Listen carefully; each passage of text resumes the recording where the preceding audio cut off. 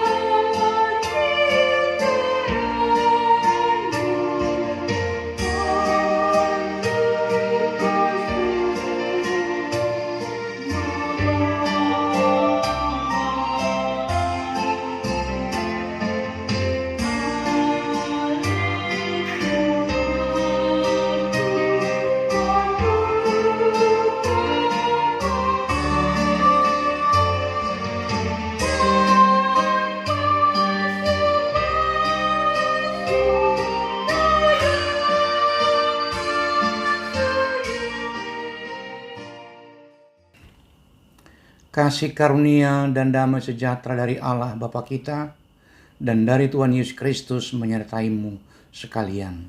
Amin. Marilah kita mendengar ayat renungan hari ini Kamis 4 November 2021 yang dibacakan oleh saudara kita. Amsal pasal 11 ayat 17. Orang yang murah hati berbuat baik kepada diri sendiri, tetapi orang yang kejam menyiksa badannya sendiri. Saudara-saudari yang dikasihi Tuhan Yesus Kristus, ada sebuah kata bijak. Buatlah rasa nyaman untuk dirimu sendiri, belajar mengasihi dan menerima diri sendiri apa adanya.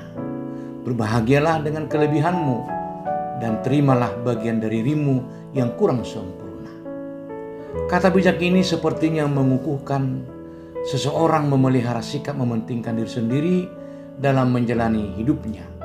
Namun bila kita kaitkan dengan makna dan pengajaran yang disampaikan oleh Raja Salomo melalui nats ini, akan menumbuhkan rasa percaya diri yang baik dan benar dalam bersikap dan berperilaku sebagai orang percaya di tengah kehidupan yang dijalaninya setiap saat dan kesempatan.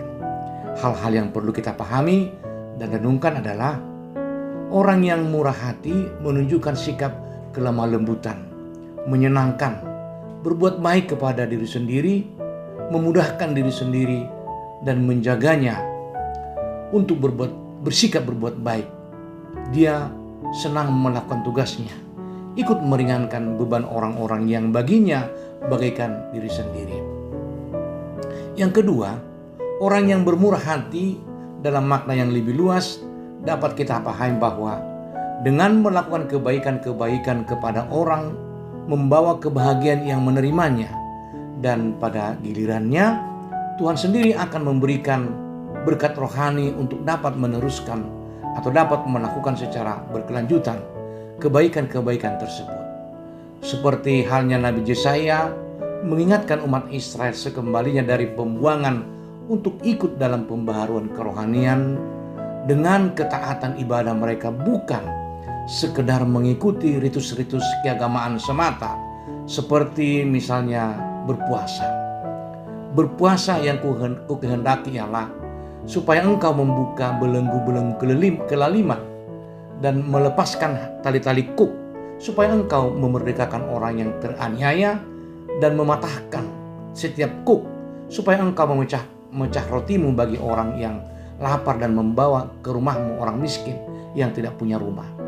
Dan apabila engkau melihat orang telanjang, supaya engkau memberi dia pakaian dan tidak menyembunyikan diri terhadap saudaramu sendiri. Itu dapat kita lihat dalam Yesaya 58 ayat 6 dan 7. Bahkan Tuhan Yesus sendiri mendukung sikap orang bermurah hati dengan bentuk perumpamaan dengan mengatakan, Aku berkata kepadamu, sesungguhnya segala sesuatu yang kamu lakukan untuk salah seorang dari saudaraku yang paling hina ini, kamu telah melakukannya untuk aku. Matius 25 ayat 40. Adalah tidak berlebihan orang beriman kepada Allah memiliki rasa tanggung jawab untuk menghidupi cara hidup orang yang bermurah hati. Sebagaimana Yesus Kristus ajarkan, hendaklah kamu murah hati sama seperti Bapamu adalah murah hati, dalam Lukas 6 ayat 36. Yang ketiga, orang yang kejam menyiksa badannya sendiri. Pengamsal nampaknya dengan sengaja melanjutkan ajarannya dengan hal yang patut kita hindari dalam hidup ini. Pola hidup yang bertentangan dengan orang yang bermurah hati. Karena siapapun tidak pernah senang bersahabat dengan orang-orang kejam. Orang yang kejam yang dimaksud adalah memiliki sikap suka memberontak dan bertabiat buruk, menyiksa diri sendiri, dan karena itu dosanya menjadi hukuman baginya. Dia kelaparan dan mati karena menginginkan apa yang dia miliki, karena dia tidak memiliki hati untuk menggunakan apa yang dimilikinya, baik untuk kebaikan orang lain maupun bagi kebaikannya sendiri. Dia menjengkelkan bagi banyak orang, bagi sanak saudaranya yang terdekat, yang adalah tubuhnya sendiri, dan yang seharusnya bukan demikian.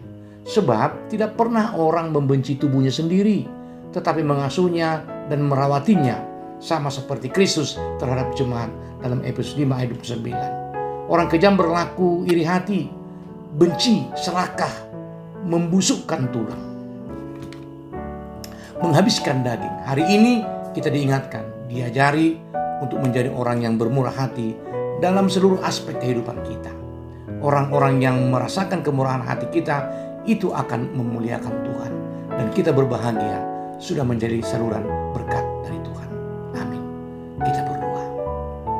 Bapa Surgawi, kami bersyukur Tuhan atas waktu dan kesempatan yang Engkau berikan mendengarkan firman-Mu sebelum kami beraktivitas atau ketika kami beristirahat dari kegiatan kami mau mendengarkan Engkau, supaya kami juga menjadi orang yang bermurah hati, melakukan kebaikan-kebaikan yang memuliakan Engkau. Dengar doa kami Tuhan, di dalam nama Yesus Kristus Tuhan kami. Amin.